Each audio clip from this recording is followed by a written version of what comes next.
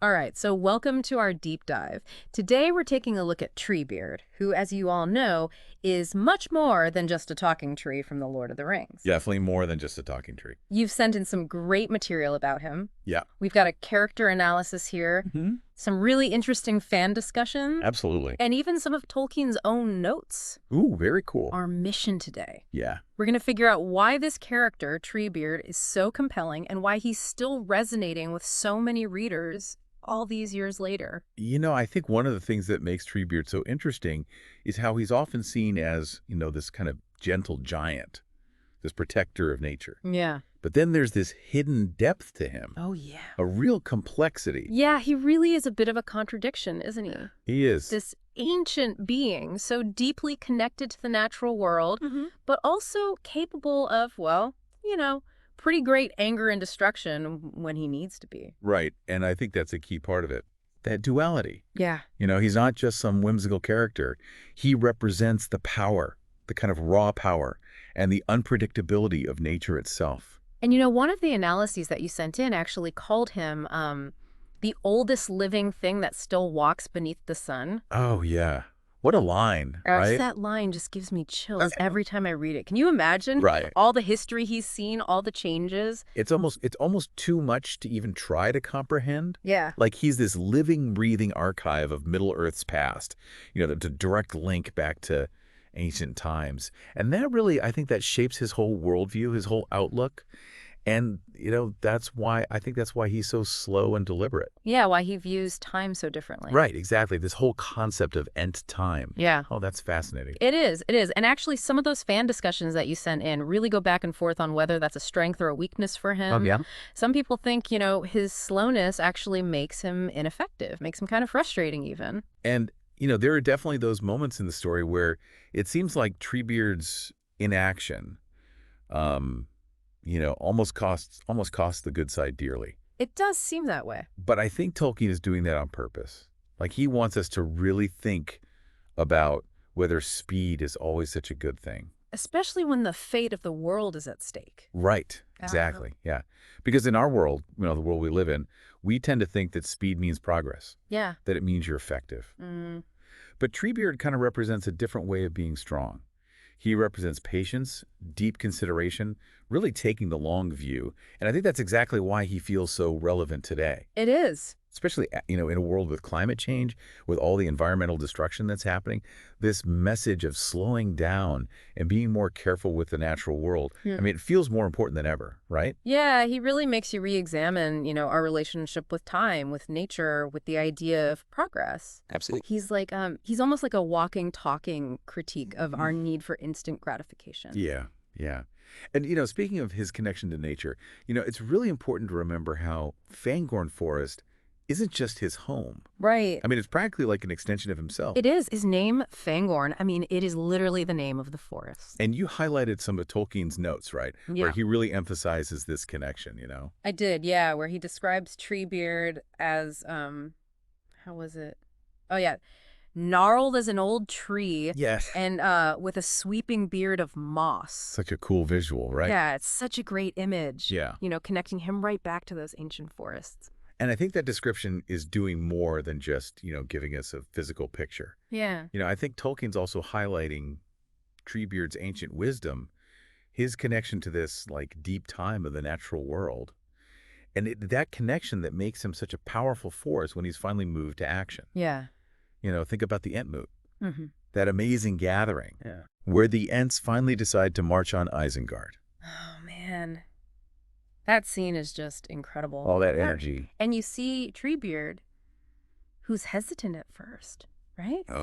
Slowly coming to the decision that they have to do something. Right. And when he finally makes that decision, there's no stopping him. No. And, the Ents marching on Isengard. Yeah. I think that's a visual representation of Treebeard himself. Really? Nature itself rising up to reclaim what's been taken. I've never thought about it that way. Yeah. It's true, though. That scene just has this sense of awe to it, Right. You really feel the power of nature. The weight of history, right. Yeah, yeah. And it's not just a battle. Right. It's like a statement. Yeah, it really is. Yeah. And, a statement that really resonates even more today. Absolutely. Think about all the environmental movements that are happening all over the world. The protests against deforestation, against pollution. I mean, there's a real parallel there, right? This idea of nature fighting back Oh, yeah. Okay. against those who exploit it.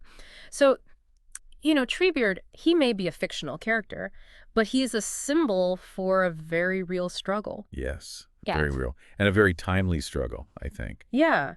And he's become this, I don't know, like this symbol for the fight to protect our planet. Yeah, A definitely. reminder of the power of nature, to both nurture and destroy. And that's important, right? Yeah. It's important to remember that that power isn't used lightly. Treebeard isn't quick to anger, but when he is, the consequences are devastating. Definitely. He really represents that delicate balance of nature, the potential for harmony, but also the potential for destruction.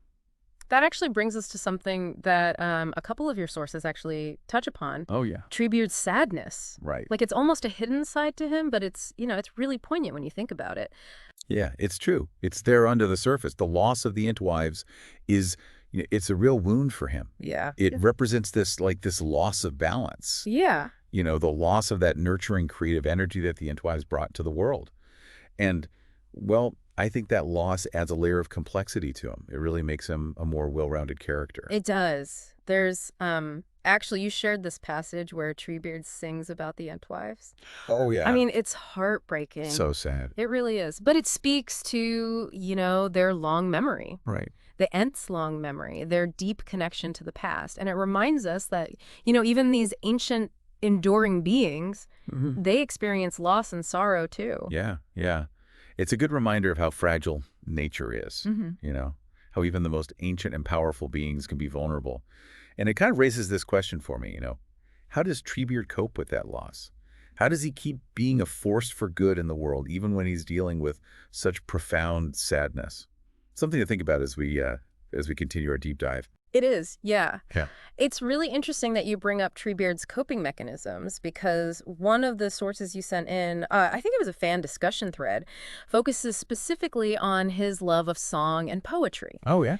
And it seems like a minor detail, but when you really think about it, it speaks volumes about how Ents, process their experiences. Right. It's definitely not something to just gloss over. For Ents, language isn't just about communicating. It's about preserving history, about carrying all that weight of memory. Yeah, their songs, I mean, they're full of sorrow, yeah, but also like this dulp wisdom, a real understanding of the natural world. Exactly, exactly. It makes you wonder what those songs would actually sound like, if we could hear them. Oh, right. What kind of stories would they tell? What kind of emotions would they evoke? That's actually something that connects to a point in the character analysis you provided. Oh, okay. The author argues that Treebeard's love of poetry also reveals this sense of longing, or this yearning for something lost. And it's not just about the Entwives. It's about a lost connection to beauty, to creativity even, to to the gentler aspects of nature, I think. Yeah, that makes sense. It's almost like there's this, I don't know, like this deep melancholy at the heart of his character. Yeah. This feeling that even though he's been around for ages, there's something vital that's missing. Right. And that missing element, that's really important to understand why Merry and Pippin coming to Fangorn is such a turning point. Oh, yeah. Yeah, totally. These two hobbits, they just stumble into the forest. Yeah. Completely out of their element. Another depth, for sure. Oh, yeah, they're running from danger. Right. Terrified of this ancient being they've come across. And yet Treebeard, he takes the time to actually listen to them. He does. And I think it's because he sees, their innocence. Yeah. Their connection to nature, even though it's different from his own. It is. And there's a beautiful passage where Tolkien describes Treebeard, looking at these hobbits. Oh, yeah. And he sees in them a reflection of the Entwives' love for gardens, for smaller things. And it's almost as if their arrival, it reawakens something in him, like a spark of hope. Yeah, yeah. A reminder of what's been lost. It really is such a subtle moment, but so powerful. It is, and it completely changes the story. Oh, yeah. I mean, if he hadn't met those hobbits, he might never have called the Entmoot. Right. The fate of Middle-earth, it really hung on that encounter. And, it makes you think about the role of chance in history. Oh, yeah. Like these two little hobbits, lost and scared in the woods. Right. And they end up playing such a huge role in the war against Sauron. Yeah. It's almost like a reminder that even the smallest actions can have huge consequences. Yeah, it also speaks to, Tolkien's whole view of the interconnectedness of all things. Like every creature, every action plays a part in the world. Exactly. And I think, that brings us back to Treebeard as a symbol. It's easy to just think of him as this character in a fantasy story, but Tolkien, he gives him this significance Oh, yeah. that goes way beyond fiction. Yeah. He becomes like this embodiment of the wisdom and resilience of nature itself. One of the things I find so compelling about him is his refusal to be rushed. Oh, yeah. Like he acts deliberately, thoughtfully. Yeah. And that's such a rare quality these days. It is. But, it's interesting because that deliberate nature is often mistaken for passivity. Really? Oh, yeah. Or even, weakness. Interesting. There's actually a fan theory you included that suggests Treebeard's, his inaction is actually a form of resistance. Oh, like a deliberate slowing down in the face of these huge, overwhelming forces. So instead of fighting fire with fire, he's choosing to resist by embodying the very opposite, patience, stillness, that deep connection to nature. It's almost like a philosophical stance. Yeah, it is. A rejection of the speed and the violence that so often define conflict. Yeah, and it really makes you wonder, what's more effective? Right. To meet force with force or to resist through, steadfastness. Yeah. A refusal to be swept away by all that anger and aggression. It's a question that applies to so much more than just, the Lord of the Rings. Mm-hmm. It's something we all struggle with in our own lives, in our own societies, That's right? true, yeah. Like, how do we respond to conflict? How do we resist the things that threaten to overwhelm us? And I think Treebeard offers us one possible answer. It's not always about, hitting back with equal force. It's about holding on to your own values, your own sense of time and purpose. He reminds us that sometimes, the most powerful way to resist is just to be. Yeah. To be present. And to be rooted. To stand firm. It's amazing how Tolkien can weave such profound themes into a story that's also, exciting and entertaining. Oh, yeah.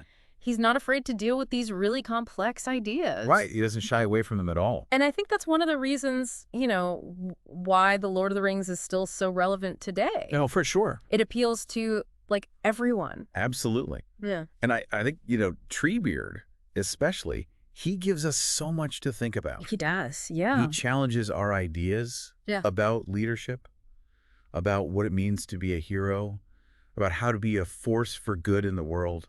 When you were talking earlier about Treebeard's, deliberate nature, it made me think about how we view time.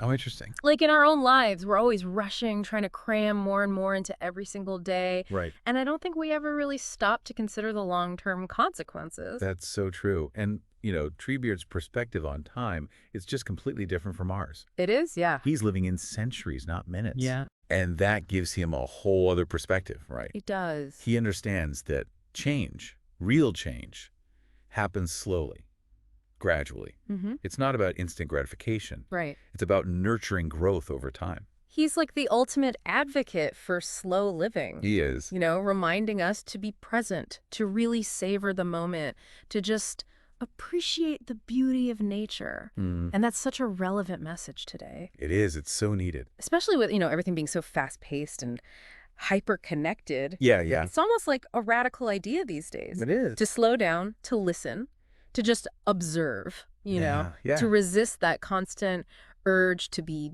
doing, achieving, consuming. Right. I wonder, what Treebeard would think if he could see the world today. Ooh, that's a good question. Would he be horrified by our cities, by our technology, our constant need for speed and efficiency? It really makes you think. One of the sources you sent in, actually, I think it was a collection of essays on Tolkien. It touches on that very idea. Mm-hmm. And the author suggests that, Treebeard might be saddened by how disconnected we are from the natural world. Yeah, I can see that. But I think he might also see signs of hope. Oh, really? What kind of signs of hope? Well, think about the fact that more and more people are becoming aware of environmental issues. Right. Yeah. All these movements to protect forests, to protect wildlife. Sustainable living is becoming more popular. Yeah, that's true. I think those are all signs that people are starting to understand that we need to live in harmony with nature. That's encouraging. Yeah. It means maybe we're not, completely lost. Right. Maybe we can still learn from Treebeard's example. Oh, definitely. I think Treebeard's story really shows us that it's not too late to change how we're living, to reconnect with nature, to choose a path of, you know, slower, more sustainable living. Yeah, and I think that's something that requires courage, It does. patience, Hmm. and a willingness to think differently. Absolutely. Yeah. About time, about progress. Yeah. But I think it's essential, It is, yeah. for the future. Well, I think we've covered a lot of ground today in our deep dive into Treebeard. Yeah. We've talked about his history, his personality, his role in the story, and why he's still so important today. Mhm. What do you think is the most important thing we can take away from all of this? I think for me, it's the reminder that true strength, it doesn't come from speed or force. Yeah. It comes from resilience, patience, and a deep connection to the natural world. I love that, and I think that's a perfect note to end on. Thank you all for joining us for this deep dive. Yeah, thanks for listening, everyone. We hope you've gained a new appreciation for Treebeard. He's a really great character. He is. And we hope you'll carry his wisdom with you as you go through life.